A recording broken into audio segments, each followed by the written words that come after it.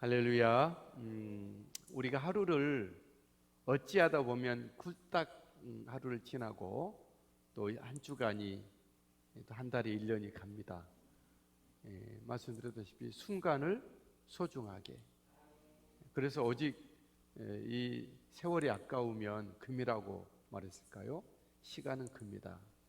젊었을 때 그 말이 이해를 못했죠. 근데 이렇게 조금 인생의 철이 들다 보니까 한 순간이 너무나도 중요하고 순간을 하나님 앞에 어떤 모습으로 살아야 될지에 대한 그런 고민을 더 하게 되는 것 같습니다. 오늘 하루를 아름답고 복되게 살아가는 시간 되기를 주의 이름으로 축복합니다.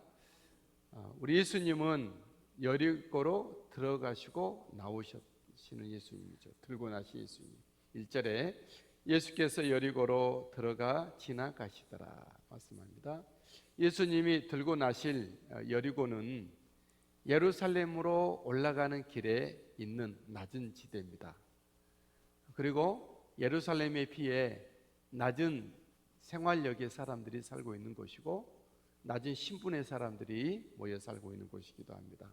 구약 성경에 여호수아 때에 함락되었던 무너졌던 곳이 여리고 그 지역입니다. 물론 지금 지도를 보면 여리고라는 곳이 두 곳이 나오는데 좀 이제 혼돈된 부분이기도 해요. 아직 정확한 모르지만 그리고 그 성경에 구약 성경에 여리고에 문을 세우는 자는 장자를 잃겠고 뭐 그런 어떤 저주의 땅이기도 합니다. 또 성경에서 예수님도 그런 말씀하셨는데 사고 난 사람의 그 지명이 여리고로 강도 맞는 사람이 여리고에서 강도를 만났다 그렇게 하면서 그런 지명을 사용하게 됐습니다. 이제 이스라엘 전통적으로 좀 불리한 뭔가 좀 안 좋은 뉘앙스를 가진 땅이 여리고라는 곳이죠. 한마디로 말하면 저주가 임한 땅이라고 하는 곳이죠. 근데 그것도 빛이 비쳤는데 예수님이 생명의 빛이신 예수님이 그것을 들어가시고 나시는 곳입니다. 예수님 누구십니까? 저주된 심령, 저주가 흐르는 가문, 지역, 나라와 열방 가운데 빛이신 예수님이시죠.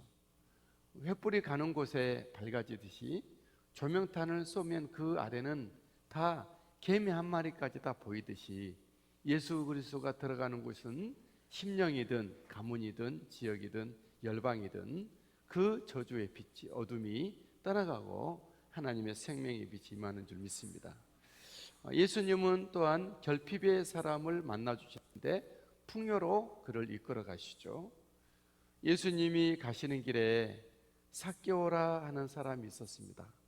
그는 돈은 많았지만 영혼은 결핍이 심했던 고독한 인생이었습니다. 그는 지탄의 대상이었고 그러나 그럼에도 불구하고 예수님에 대한 관심을 가진 사람이었습니다. 예수님을 보고자 하는 그의 열정은 그가 불편한 자리에 노출될지라도 예수님을 보고 싶어서 돌 무화과 나무 위로 올라가신 삭개였죠. 2절 이하를 보겠습니다.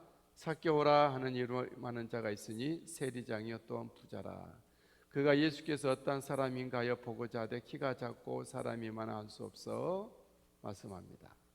앞으로 달려가서 보기 위하여 돌 무화과 나무에 올라가니 이는 예수께서 그리로 지나가시게 됨이라라 말씀합니다.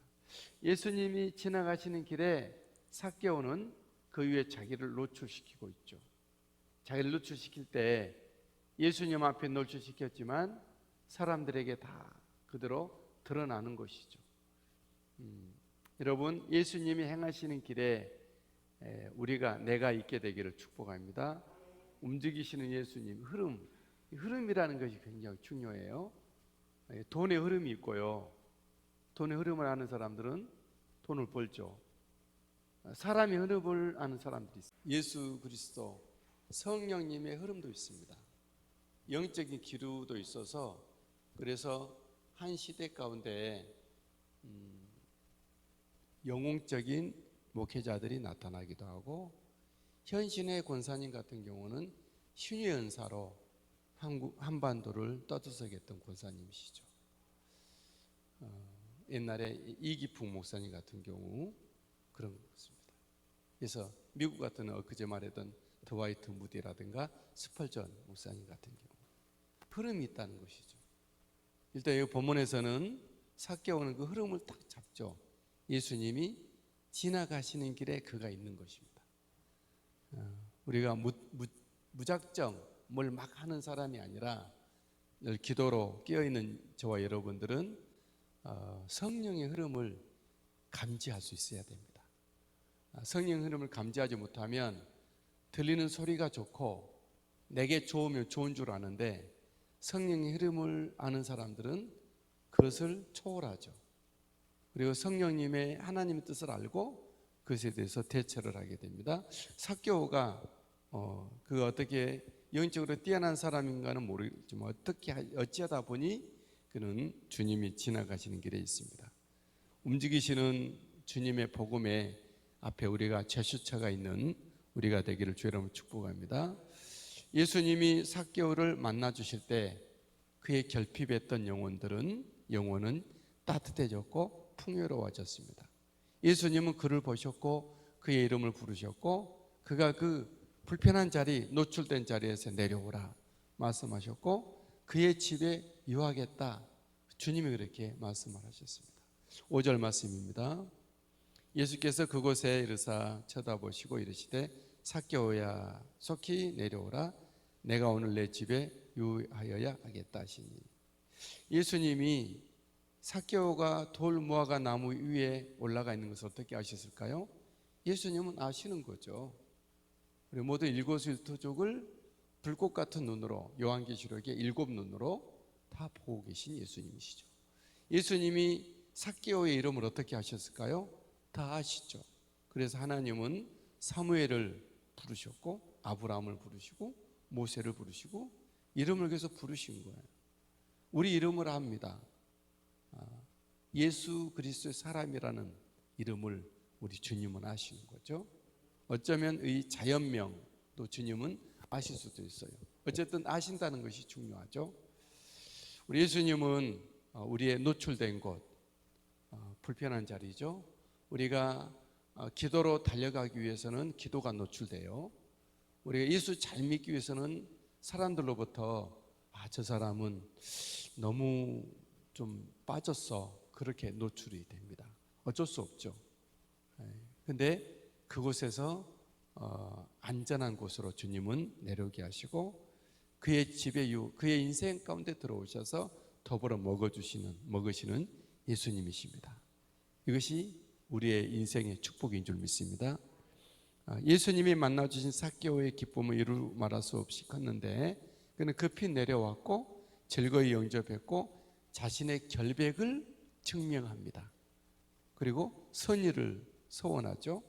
6, 7, 8절 급히 내려와 즐거워하며 영접하거늘 무사람이 보고 수군거려 이르되 저가 죄인의 집에 유하러 들어갔도다. 8절 삭개오가 서서 주께 여짜오되 주여 보시옵소서 내 소유의 절반을 가난한 자들에게 주겠사오며 만일 누구의 것을 속여 빼앗은 일이 있으면 내 갑절이나 갚겠나이다. 삭개오가 우리 성경을 너무 예단하면 안 돼요. 삭개오는 불량해서 사람들의 돈을 훔쳤다 이렇게 이제 주일학교에서는 가르치고 있는 성경은 그런 적은 없고 다만 삭개오가 결백을 주장해요. 만약에 내가 다른 사람의 것을 빼앗았던 일이 있다면 내 갑절이나 갚겠네. 다시 말하면 나는 그런 일을 한 적이 없다라고 하는 거예요. 예수님을 만날 때 우리의 결백을 주장할 수 있어요. 사람들에게 자꾸 나의 결백을 주장하면 그것이 오히려 흉이 돼요. 주님을 만나고 주님 앞에 기도로 우리를 타진하고 내보일 때 증명을 주님의 은혜로 증명을 해주시는 것이죠.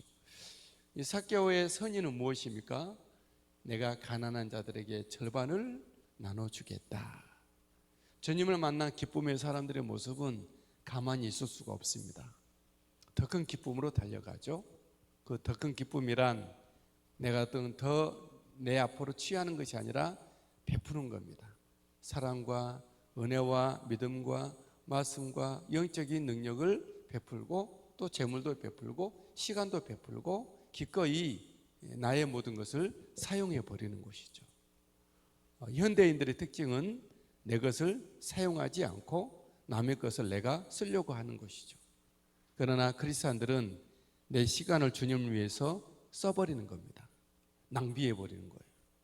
그러나 주님 앞에 낭비한 건 낭비가 아니죠. 더 큰 생산이 있게 되고, 그리고 나를 위해서 내가 시간을 아끼면 아껴진 것이 아니라 그것은 조물 먹고 동록이 하고 썩게 되고 내 영혼이 병들게 되는 것이죠. 우리는 마치 우리의 믿음의 삶은 샘물과 같아서 퍼내야 새로운 샘물이 고이듯, 우리의 물은 우물과 같아서 퍼내지 않으면 그 물이 썩고 냄새나게 된다고 하는 것이죠.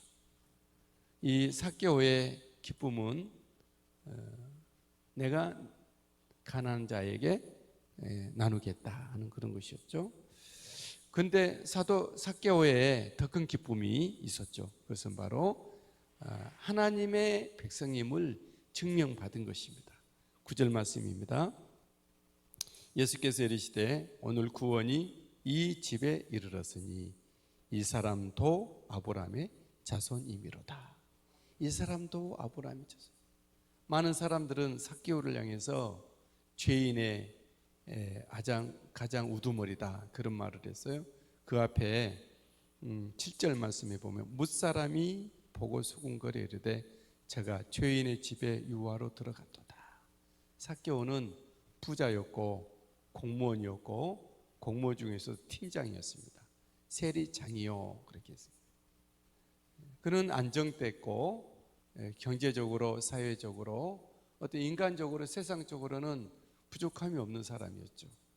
그러나 그도 그 영혼은 그걸로 만족하지 못하여서 결핍한 영혼이어서 예수님을 보고자 했고 만났을 때 그는 주님이 그 이름을 불러주실 때 그는 기뻤고 모든 자기를 다 내려놓게 됐고, 그리고 그는 더 큰 기쁨의 소식이 하나님이 잃어버린 자로 이제는 다시 찾은 바 되었다. 이 사람도 아브라함의 자손이미로다. 그런 말씀을 들었습니다. 여러분, 예수님은 누구실까요? 예수님은 찾아오시는 예수님이시죠. 저주의 곳에 살고, 우리의 육체는 저주가 임하는 우리 육체예요. 우리 몸은 우리는 귀하게 여기고 하지만 우리는 병들 거고요, 늙어갈 거고, 그리고 죽을 거예요. 왜? 우리 몸은 그런 거니까. 그리고 주님은, 예수님이 우리에게 새 몸을 주실 거예요. 그리고 우리 이 땅에 살아가는 이 세상은 아름답고 묘하고 놀랍고 경이롭고 감탄스러운 세상이긴 하지만 죄악이 가득하고 악한 영이 심어놓은 지뢰와 독성들로 가득한 곳이기도 하죠. 굉장한 하나님의 어떤 반항이 일어나는 곳이기도 하죠. 저주의 땅이죠. 그러나 우리 주님은 이곳에 들어오실 때 우리들의 문화와 우리의 삶이 아름답고 복되고 생명력 있게 빛나게 하시는 예수님이십니다. 할렐루야. 이 땅에 우리는 잘 먹고 잘 믿고 내 할 말 다 하고 살지만 우리의 영혼은 아주 핍절해 있어요. 굉장히 깡말라 있는 것이죠. 누군들 안 그러겠습니까? 다 그렇죠. 그래서 막 아파트에서 내리고 어제도 보니까 뉴스 잠깐 저는 보지 못해 들어보니까 말하는 건 그냥 한강에서 20대가 퇴근하다가 투신했다. 난 그런 생각이야. 20대 그 젊은 나이 차라리 나한테 오지. 내가 좀 들어주고 내가 용돈이라도 주고 또 내가 할 수 있는 능력만큼 해결해 줄 텐데 왜 그렇게 할까? 옛날에 세모녀 사건 아시죠? 세모녀. 왜 그렇게 살지? 자기 좀 이야기를 하지. 어떤 사람 또 과도하게 너무 막 그냥 자기 이야기를 해서 막 가져가는 사람들이 너무 있기도 하지만, 그런 사람들은, 진짜 어려운 사람들은요 자기 어려움을 말 안 해요. 할 수가 없어요. 내 앞에서 어려움을 말한 사람은 어렵지 않아요. 조금도 어렵지 않아요. 어려운 사람들은 말 못해요. 그걸 찾아내는 것이 우리들의 어떤 모습이기도 해요. 진짜 저도 어려울 때는 한마디도 할 수가 없었습니다. 수십 년 동안. 근데 어려움이 끝나니까 이제 툭툭 던지고 얘기를 하게 되는 거죠. 여러분, 우리는 우리 교회들이, 저와 여러분들이 내일이 바빠서 막 움직이는 것도 참 좋지만, 내 신앙생활 지키기에 바쁜 것도 좋지만, 조금 내려놓고 여유를 가져서 주변을 돌아봐야 할 줄 믿습니다.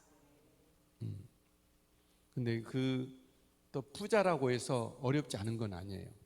영혼이 꽉 말라 있는 것이죠. 그런 자에게 행복, 풍요는 뭐죠? 예수 그리스도라는 것이죠. 예수 그리스도. 우리 예수님은 누구십니까? 우리의 그 불편한 곳에서, 결핍에서 우리를 채워주시고 내려오게 하시고, 우리에게 인생의 기쁨이 되게 하고, 하나님의 백성, 잃어버린 자를 구원하여 주시는 우리 주님인 줄 믿습니다. 10절 말씀 읽겠습니다. 인자가 온 것은 잃어버린 자를 찾아 구원하려 함이래. 예수님이 오신 이유는 무엇이죠? 하나님의 잃어버린 자를 하나님께 다시 찾아드리는 그런 주님으로 오셨다. 저 여러분들이 예수님에 의해서 잃어버렸던 하나님의 그 양들이었던 우리들이 하나님께 찾은 바 되셨습니까? 하나님 앞에서 늘 거하시고 하나님 안에서 풍성함을 누리는 삶이 되기를 주의 이름으로 축복합니다.